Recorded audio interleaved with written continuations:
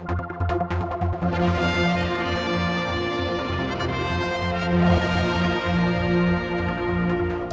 joining me is Julie Edge MHK for Onchan. We literally have been trying to catch up. I think, well, we've both been away, things are on our agendas, but honestly, I think the last time I talked to you was the sex education thing still brewing. Any final things on that, by the way? Because did it come back? 'Cause it was due to come back this year, wasn't it? Yeah, it was due to come back. It's due to be reintroduced. I understand. I've spoken to a couple of parents, and certainly what's being reintroduced is much better.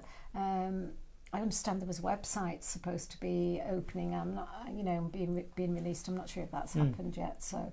But certainly it was being reintroduced. That was a mess, wasn't it, one way or the other? It seemed to be something that should have been sorted quite simply. And when you look back at it, you look now that the Chief Minister's got this expert in communications into help and support him that he's appointed. I think it's in the news today about... Oh, I haven't seen this. He's got a chap that's living on the island that used to be with the Times and that. It does need someone in communications. With regards to that RSC, I was saying, look, government, we're not putting the right messages back out here. We need to challenge when things are wrong and that. So I'm glad to see that the Chief Minister is actually looking at doing that, because there's so much false information can go out and then people run with it, and it's very difficult then to pull anything back and sort it out. So he's got a spin doctor now, has he?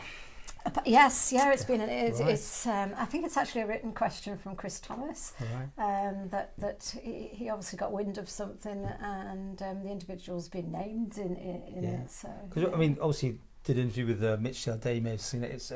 I mean, there is this sort of feeling at the moment. I don't know what's going on, but certainly the government needs to do a bit more PR by looks at it to put their side of the case. But you can only put so much spin on a bad situation, can't you? And it doesn't matter how that information is put out. The public perception at the moment is very, very low and very negative. However, there are a lot of positive things happening. And I think that's the side that, where I'm coming from now on the backbenches. And, that's a good place for me. So. I'm still going back to when you were the minister, of course. I mean, okay, so there was the sex education hoo-ha in the schools. Then the southern swimming pool. I mean, that seemed to go, well, you were closing it, then it was, Tim will seem to support it, then there was a U-turn almost? Is that what actually happened? So basically, obviously, fiscal responsibility, that was the key, and government was going to stick to its financial budgets, and we were going to protect the public purse for the people of the Isle of Man.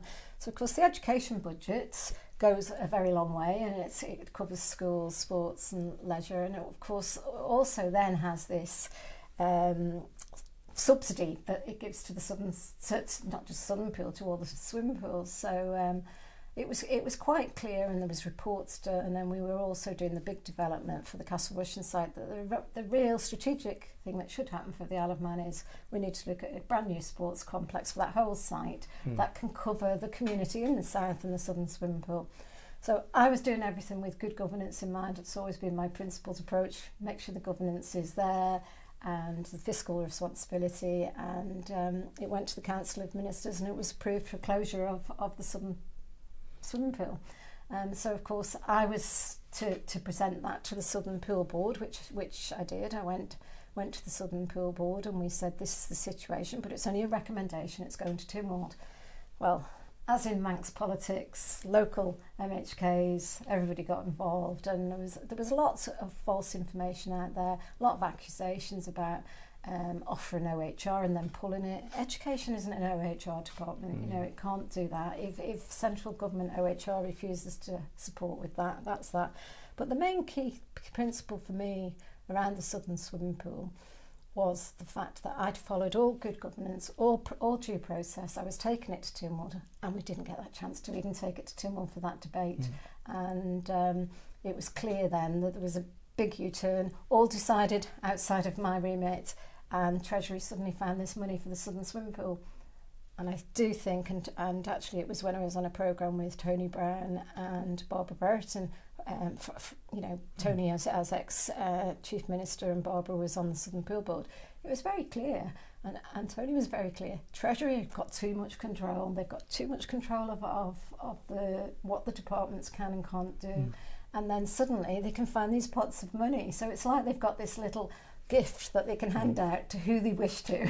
And I think that's very wrong, and fiscal responsibility has really got to be, it's the most important thing for the island at the minute, with that social responsibility, because we're seeing an awful lot of... But you're going to get those MHKs from the south who will obviously... Expect it. Yeah, I mean, that's going to happen. It's going to happen in any part of the island. If in the north or whatever, there's always going to be, suddenly, whatever the principles are, you're fighting as your local MHK. You have to back up keep it open sort of thing, even if maybe you think otherwise. Isn't that always going to be tricky, though? Yeah, it is always going to be tricky, but at the end of the day, you're a national politician and should do what's best for the Isle of Man as a whole. You have to fight for your local beliefs and for the people in your local area. But there needs to be this infrastructure strategy for the island going forward to make sure that the whole of the island is serviced by the services and swimming pools that we need on the island. And I think it's that strategic approach to infrastructure. It shouldn't be about the next election. The vote should not be for the next election. We have to make some decisions long term for the future of the island and make sure we get that right. Of course, the other hot potato down there was the Castle Rushen High School. That's right. Where are we up to on that? Because I keep seeing it's meant to be happening, and I've not heard much more. But where are we? Okay, so the master plan was done, and that was presented to all Tynwald members. And I suppose this is the part that really the information that was going out wasn't great, and then the misinformation was being able to gain traction. So a master plan was getting done for Castle Rushen site. That was never the original intention, but I made that happen, because you don't start saying we're going to build a secondary school at £50 million without looking at the maximum you can do whilst you're doing a construction programme, and that included a swimming pool. Everybody was saying no it didn't. Yes it did. It was in there in a report in November 21. It would have all been on the site, would it? It would have all been on the one site, yeah, and accessible as a sort of sports hub in the south. So, and that's still there. That's in the plan, the design. It's maybe built and open by 2029. Last I checked. That's right, yeah. But of course, it's always been there was a plan, then there wasn't a plan. When I arrived in the department as the minister, it was like a sketch and just like a drawing of five fingers with different things in it. It just was nowhere near as forward as people were saying it was. So, and the other side of the southern swimming pool, and I found out latterly, the emails that were flying around between various people and people trying to get me to correct statements I'd made on Manx Road, a bit like you, Paul, how you come up against it. And I find it quite disingenuous, really, that these sort of things can happen and that sort of behind the scenes workings that happen. So it just come to mind that there was an option to put a swimming pool in King William's College, a privately funded thing, but that was turned down. Would that have not been a solution, or was that? Well, of course I wasn't involved in the department at that time. That was private, but it was turned down. I think it was the department. I think it was DEFRA, wasn't it? I think it might have been because that was a private. Minister Barber, I think DEFRA put comments in, or the planning was refused.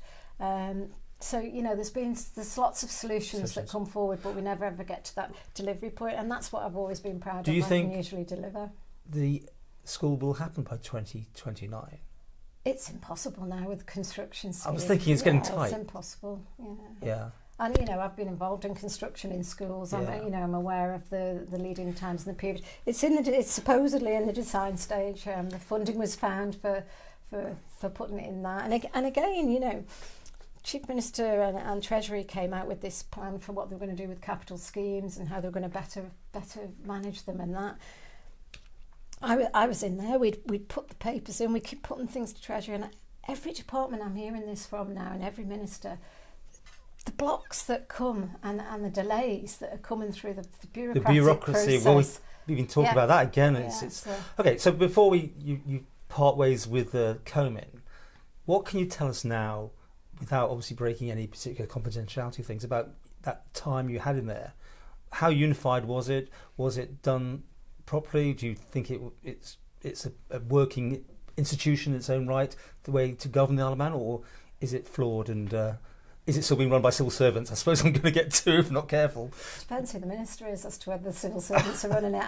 I was a civil servant, public servant for 38 years. They couldn't run me. I knew the process and systems. That's interesting. And I think actually having that experience of being in the Council of Ministers, I realise now that the benefit of my previous career in the public sector and that were enormous. And of course, I would challenge. I've always challenged, and I've always said you can't do that. Policy's there, or we've had a previous policy.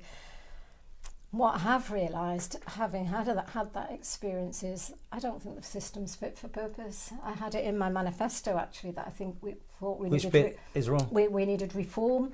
You know, the collective responsibility. And I actually looked back. Obviously, I've been doing a lot more research on things, and I was looking at my own manifesto and thinking, well, I said I wanted reform and change, and that, and the Council of Ministers and the setup needs to be looked at. It does, in my opinion now. I don't think single legal entity is the solution of that. We've got all these separate boards, arm's length to government, but it's not the structure that we had when I worked in a really good, highly professional government that was delivering services to our people. And you know, definitely needs looking at, and it's something that I'm very keen to do. Okay. And we need to, the Council of Ministers Act, I think it was 19, I can't remember the actual year, but it's not working for people of the island anymore, so we need to do something that's really strategic for the Isle of Man. And is this just an Alf Cannon tenure thing, or has it always been? No, because that Council of Ministers exactly. been there, you know, but it's been there. It seems the minute things aren't working very well, that's all. And I think, you know, if you look at the departmental membership, it's been... What I experienced in the Quayle administration and what I've experienced in the Cannon administration, for everything anybody said about Howard Quayle, he would have all members in, he'd speak to all members, he'd look at what they were interested in. He'd interview you, really and truthfully, to see whether you were suitable for a role he had. I haven't really seen that in this administration. And I think that's a bit of a gap, really, that the Chief Minister could be sort of communicating and linking better with members to see. We're midterm now. He's had one member, one MHK, working with the health minister in health for a huge period of time. That department used to have 2 to 3 members. And, you know, these, to me, that proves that you've got an issue there. But isn't Mr Hooper wants it his way and hands-on and doesn't want to just maybe share? I don't know. I mean, is that the sort of... I get that impression I hear from people that he must be in control. My way or the highway. There's quite a few like that. I wouldn't just name one. Right, so it's autocratic government and departments. But maybe they get things done that way, I don't know, do they? Well, we haven't really got much done, have we, in the 2.5 years? I don't think. However, I do feel that everything that I said I was going to deliver has delivered, or it's come through since. Well, to finish this part off with, we're just coming to the little reshuffle. Mm-hmm. It was a mini shuffle, I think, but you were the only person involved. Mini. I know, but it's called sacking, and you weren't quite sure that was the right terminology. I mean, how do you feel? Were you asked to give it up? Were you told you were giving it up? Or what happened? No, so basically on the back of the Southern Swimming Pool, I was aware of lots of correspondence and communication that was going on. Then there was this U-turn from government finding the money and everything else. And as I always do, Paul, I work hard and I carried on working, and I could see what was going on around me. I think it was the Tuesday of the budget. You know, I suppose in hindsight, my budget vote was probably the most important to the particular Council of Ministers, to make sure I was in the Council of Ministers to do that vote for them. And as I think it was Chris Thomas said, it was the worst budget voted against by backbenchers in history.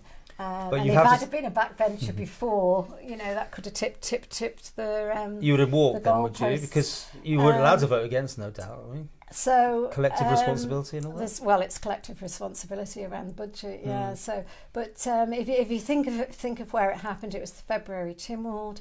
I seen a photographer in taking pictures of various members, and I knew exactly what was happening. I was messaging people and saying, I can see what's coming at the end of this sitting, and no conversation with me took place whatsoever. There was no concerns about my work. I've got an amazing CV from the Chief Minister of how great my work was and everything else. And he said, but I'm doing a mini shuffle, and I wish you well on the backbenchers. No explanation, nothing. And I pushed, and I walked out of there, and I thought, actually, in the Council of Ministers, I have actually delivered. So what is really behind this? What happened? And I can only assume it was pressure. Latterly, Paul, I've bumped into many business people in the island that have had conversations, and it does appear that it was pressure from other ministers.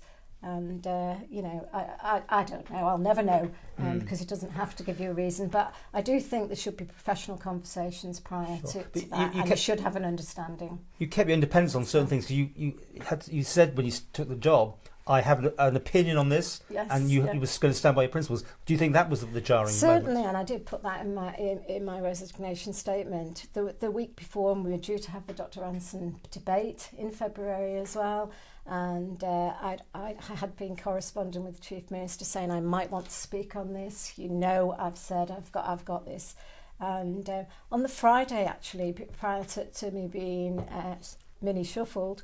I had sent an email saying, don't forget I might be speaking on this topic, because I've always championed whistleblowing and I will continue to, and I still am.